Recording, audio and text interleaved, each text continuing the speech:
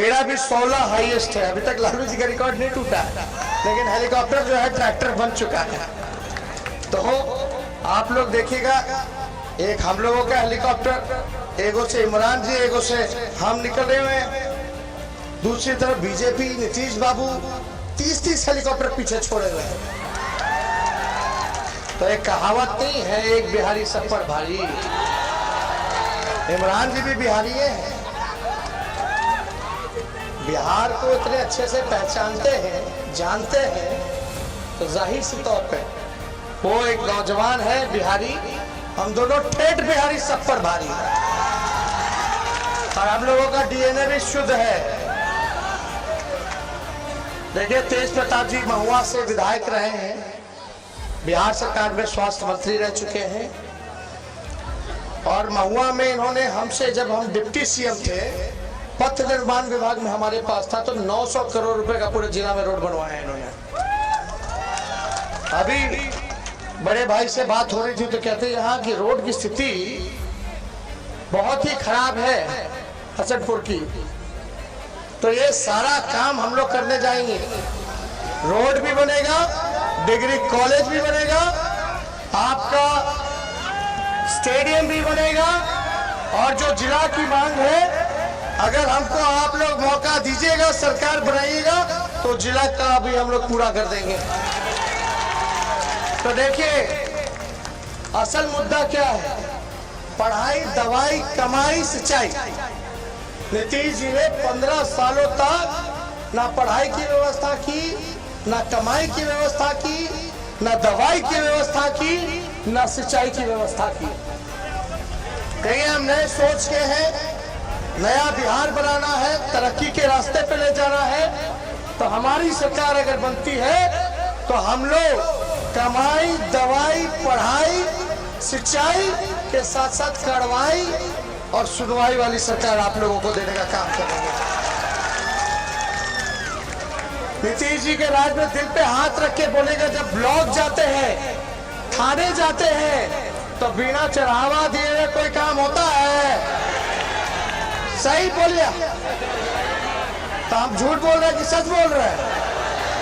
नीतीश जी ने 60 घोटाला किया, लगभग बिहार का 30,000 करोड़ का बिहार के खजाने से भ्रष्टाचार किया, किसी पे कार्रवाई नहीं हुई, किसी की सुनवाई नहीं होती है। इसलिए आप लोग देखिए, अभी प्याज का दाम इतना, बैठ जाओ भैया, बहुत तकलीफ दे रहे हैं, सहयोग कीजिए।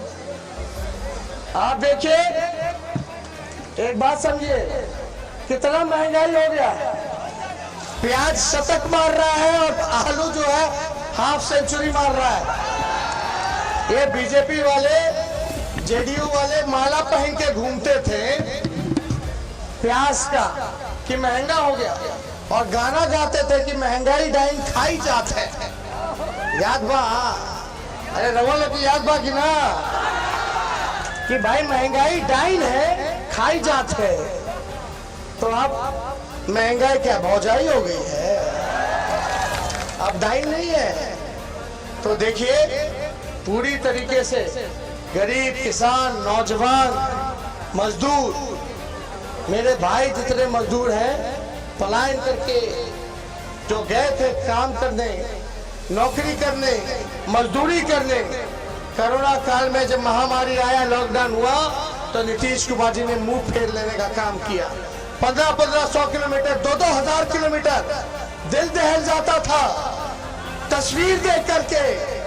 एक बच्ची अपने पिता को 1500 किलोमीटर गुड़गांव से अपना दरभंगा लेकर के गई, साइकिल पे चला करके। एक माँ एक कोने में बच्चे को ली, एक पे हाथ में सामान घसीटती हुई जा रही है। जितना लोग कोरोना से नहीं मरे, उससे ज्यादा से ज्यादा लोग जो है पैदल चल करके मर गए होंगे, कट करके मर गए होंगे रेलवे ट्रैक पर, रोड एक्सीडेंट पर, और भूख से मर गए होंगे। लेकिन हमारी सरकार ने कोई सुनवाई नहीं की, किसी को नहीं देखा।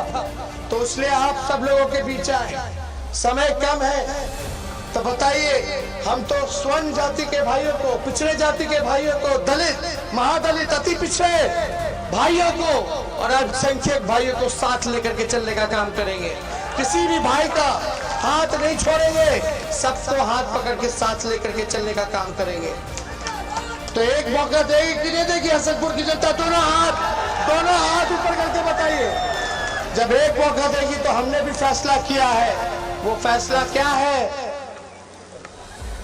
वो फैसला क्या है?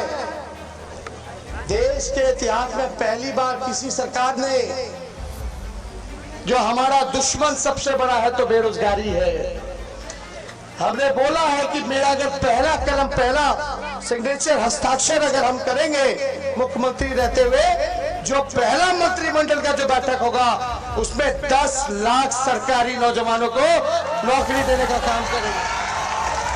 10 लाख सरकारी नौकरी। तो नौकरी चाहिए कि नहीं चाहिए? कितना लोग बेरोजगार है जरा हाथ उठा के बताओ तो। ये नजारा मोदी जी को क्यों नहीं नजर आता? ये नजारा नीतीश जी को क्यों नहीं नजर आता? इतनी बड़ी समस्या है लेकिन इस पे चर्चा नहीं करना चाहते हो। नीतीश कुमार जी हमें गालियां दे रहे हैं, हमारे परिवार को गालियां दे रहे हैं, लेकिन वो बड़े हैं, उनका कोई भी गाली हो हम उसको आशीर्वाद के रूप में लेते हैं। और हमारे तो माता पिता ने संस्कार में सिखाया बड़ों की इज्जत करो। भले उन्होंने 12 करोड़ जनता के साथ विश्वासघात किया, धोखा दिया, हमें उस पर कोई टिप्पा टिप्पणी नहीं करनी है, लेकिन एक बात सोचिए, जो व्यक्ति 4 साल में 4 सरकार देगा वो विकास क्या करेगा? 1 साल उसके साथ, 2 साल उसके साथ, ना कोई नीति है, ना कोई विचार है, ना कोई सिद्धांत है। उनका पहला प्यार नीतीश बाबू का और आखिरी प्यार कुर्सी है, जनता नहीं है। इसलिए आप लोगों के बीच आए हैं। जितनी आंगनबाड़ी, जीविका दीदी है, स्वयं सहायता समूह है, इन सभी को विकास मित्र हो गए, सभी को नियमित करेंगे और इनके मानदेय को दुगुना हम करने जा रहे हैं। नियोजित शिक्षक जितने थे, जो समान काम समान वेतन जो मांग रही है उनकी, लवली आनंद जी भी आई हैं, इनका भी हम लोग जो है स्वागत करते हैं। समान काम समान वेतन का अधिकार हम नियोजित शिक्षकों को देने का काम करेंगे। इस महंगाई में वृद्धा पेंशन जो 400 रुपया है, किसी को मिलता है बाबा, किसी को नहीं मिलता है। हमारी सरकार बनेगी तो 400 से 1000 वृद्धा पर जन्म कर देंगे, पक्के मकान देने का काम करेंगे। तो ज्यादा हम समय नहीं लेंगे। देखिए, हम सब लोगों से यही अपील करेंगे कि गोलबंद रहिएगा, एकजुट रहिएगा, बटिएगा मत। बटिएगा तो फिर बेरोजगारी का जो मुद्दा बिहार ने बनाया है, फिर कहीं कोई बेरोजगारी मुद्दा नहीं बन पाएगा।